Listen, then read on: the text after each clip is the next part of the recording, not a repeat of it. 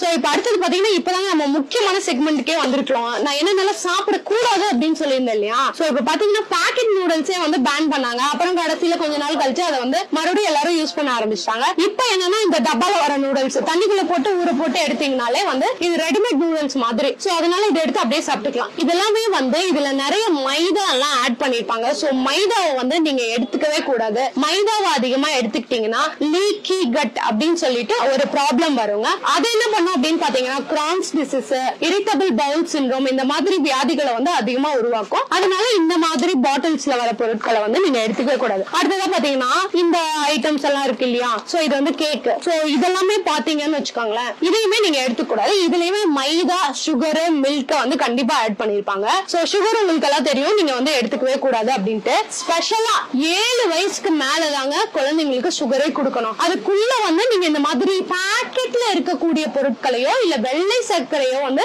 நீங்க கொடுக்க கூடாது.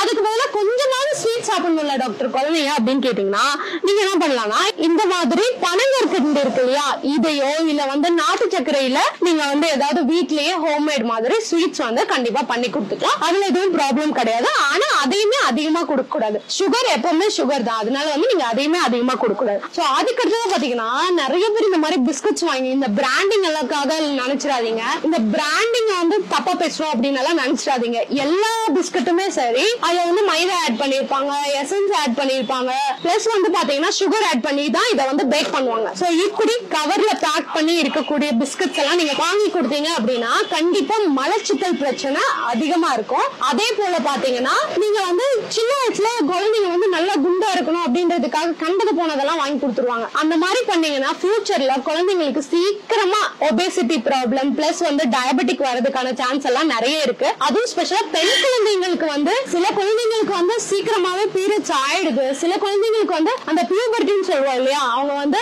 லேட்டா ஆகுது. நான் வந்து 10வது படிக்கிறேன் 11வது படிக்கிறேன் இன்னும் வந்து ஏஜ் அட்டன் பண்ணலன்னு சொல்லிட்டு நிறைய பேஷண்ட் சொல்லுவாங்க. அவங்களோட ஃபுட் பேட்டர்ன் எல்லாம் பாத்தீங்கன்னா இந்த மாதிரி நிறைய ஜங்க் ஃபுட்டா சாப்பிடுவாங்க. அதே போல பாத்தீங்கன்னா நான் ஏஜ் அட்டன் பண்ணிட்டேன் டாக்டர், ஆனா எனக்கு வந்து பீரியட்ஸ் ஆக மாட்டேங்குது, 6 மாசம் ஆயிடுச்சு 1 வருஷம் ஆயிடுச்சு, எனக்கு எப்பனாவது ஒரு டைம் தான் பீரியட்ஸ் வருதுன்னு சொல்லுவாங்க. சோ அந்த மாதிரி இருக்குன்னா தயவு செஞ்சு இந்த மாதிரி பேக்கெட் ஃபுட்ஸ் வந்து தயவு செஞ்சு கொடுக்கவே கொடுக்காதீங்க. அடுத்த ஜெனரேஷன் வந்து நம்ம ஹெல்த்தியா இருக்கணும் அப்படின்னு நினைக்கிறீங்க அப்படின்னா இந்த மாதிரி பேக்கெட் ஃபுட்ஸ் வந்து கண்டிப்பா அவாய்ட் பண்ணி டாக்டர் வாரத்துக்கு ஒரு நாள் கொடுத்துக்கலாமா மாசத்துக்கு ஒரு நாள் கொடுத்துக்கலாமான்னு கேட்டீங்கனாலுமே வந்து வாரத்துக்கு ஒரு நாளும் சரி மாசத்துக்கு ஒரு நாளும் சரி இந்த மாதிரி ஃபுட்ஸ் கம்ப்ளீட்டா அவாய்ட் பண்ணிக்கிறதா ரொம்ப ரொம்ப நல்லதுங்க. அடுத்தது இதெல்லாம் நீங்க சாப்பிட வேணாம்னு சொல்றீங்க, என்ன நீங்க ரொட்டி சாப்பிட வேணாம்ன்றீங்க, பிஸ்கட் சாப்பிட வேணாம்ன்றீங்க, இதெல்லாம் சாப்பிட வேணாம், நான் எதை சாப்பிடுறது அப்படின்னு சொல்லிட்டு ஒரு பக்கம் கூட்டமே கேட்க ஆரம்பிச்சிடுவீங்க.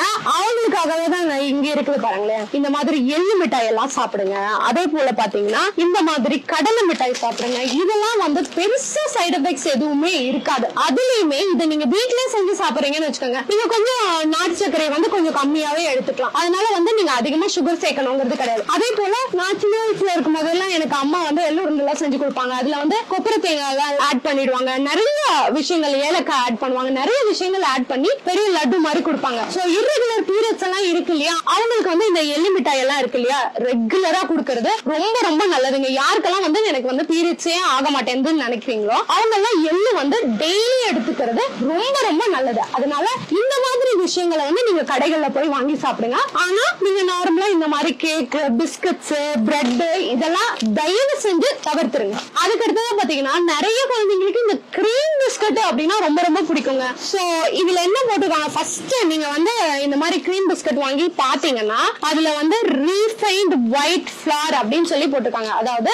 மைதா இதுல ஆட் ஆயிருக்கு. அடுத்ததா பாத்தீங்கன்னா 33% வந்து சுகர் வந்து ஆட் ஆயிருக்குன்னு சொல்லியிருக்காங்க. அதுக்கப்புறம் கலரிங் ஏஜென்ட்ஸ் வந்து மிக்ஸ் பண்ணிருக்காங்க. இது எல்லாமே வந்து ரொம்ப ரொம்ப ஹெல்த்துக்கு வந்து நல்லதே கிடையாதுங்க. ஸ்பெஷலி மைதா வந்து ஹெல்த்துக்கு நல்லதே கிடையாது. அதான் நான் சொன்னேன் இல்லையா முன்னாடியே, குடல் சம்பந்தப்பட்ட நிறைய உபாதைகளை எடுத்துட்டு வந்துடும். சாப்பிட்ட உடனே மோஷன் போற மாதிரி ஃபீலிங் எல்லாம் எடுத்துட்டு வந்துடும். அதனால இந்த மாதிரி மைதா கண்டென்ட் அதிகமா இருக்கிறத கண்டிப்பா குழந்தைங்களுக்கு வாங்கியே கொடுக்காதீங்க. அதே போல வயசானவங்க 4 மணி ஆனவங்க எனக்கு டீ டைம் ஏதாவது கொஞ்சம் சாப்பிட்டுக்கணும்னு சொல்லிட்டு இதை எடுத்துக்கிறாங்க. அது ரொம்ப ரொம்ப தவறு. அதுக்கு பதிலா நான் என்ன டாக்டர் எடுத்துக்கலாம் அப்படின்னு கேட்டீங்கன்னா இன்னொரு அந்த ஷெல்ஃப்ல இருக்கிறதெல்லாம் காமிக்கிறவாங்க. சோ இதெல்லாம் பாத்தீங்கன்னா நம்ம நட்ஸ் வகைகள் இதெல்லாம் நமக்கு வந்து உடலுக்கு வந்து ரொம்ப ரொம்ப நல்லது அப்படின்னு சொல்லிட்டு உங்களுக்கே தெரிஞ்சிருக்கும். அதுக்கப்புறமா பாத்தீங்கன்னா டேட்ஸ் அயன் கம்மியா இருக்கவங்க எல்லாம் எடுத்துக்கங்க. அதே போல பாத்தீங்கன்னா இதுல வந்து அத்திப்பழம் எல்லாம் இருக்கு இல்லையா, சோ இந்த அத்திப்பழம் எல்லாம் ரொம்ப ரொம்ப நல்லது. பிபி அதிகமா இருக்கவங்களுக்கு பிளஸ் வந்து அயன் கம்மியா இருக்கவங்களுக்கு எல்லாம் அத்திப்பழம் ரொம்ப ரொம்ப நல்லது. சீசன் டைம்ல ஃப்ரெஷ்ஷா கிடைச்சா வாங்கிக்கோங்க, இல்லன்னா இந்த மாதிரி ட்ரை ஃப்ரூட்ஸ் ஃபார்ம்ல வாங்கி வச்சுக்கோங்க.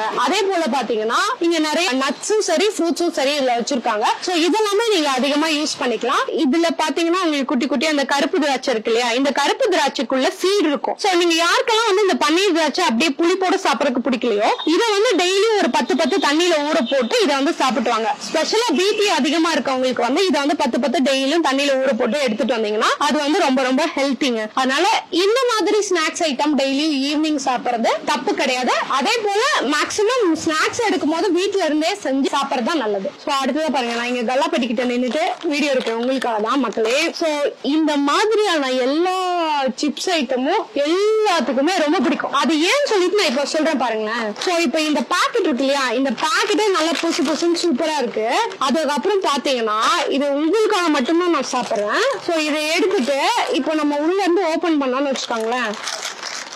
சோ இந்த மாதிரி சிப்ஸ் எல்லாம் இருக்குன்னு வச்சுக்கோங்களேன். இந்த சிப்ஸை வந்து நம்ம கடிக்கிறோம்ல, அப்படி கடிக்கும் போது ஒரு கிரன்ச்சி சவுண்ட் வருது இல்லையா, இந்த கிரன்ச்சி சவுண்டுக்கு எல்லா மக்களும் அடிக்ட்டுங்க. அது மட்டும் இல்லாம இதுல அதிகமா சேர்க்கக்கூடியது சால்ட். சால்ட் அதிகமா சேர்த்தோம்னா கண்டிப்பா உடலுக்கு வந்து நல்லது. ஒரு குறிப்பிட்ட ஆள் வந்து இவ்வளவு கிராம் சால்ட் தான் டெய்லியும் எடுத்துக்கணும் அப்படிங்கிறது இருக்கு. பட் ஆனா இதுல வந்து சால்ட் கண்டென்ட் அதிகமா போடுவாங்க. ஏன் அப்படின்னா இது வந்து கெடக்கூடாது. பிளஸ் பாத்தீங்கன்னா நீங்க இது நார்மலா உருளைக்கிழங்கு சிப்ஸ் தானே. சோ நார்மலா நம்ம வீட்டுல உருளைக்கிழங்கு சிப்ஸ் போடுறோம்னு வச்சுக்கோங்க, ஒரு நாள் வைக்க முடியும், 2 நாள் வைக்க முடியும், அதுக்கு மேல வச்சோம்னா பூசணி பிடிச்சிடும். ஆனா இது வந்து வருஷக்கணக்கு வச்சிருவாங்க. சோ இதுக்கு ரீசன் என்னன்னா இது வந்து ரொம்ப மெல்லிசா கட் பண்ணிடுவாங்க. மெல்லிசா கட் பண்ணிட்டு நல்லா டீப் ஃப்ரை பண்ணிடுவாங்க.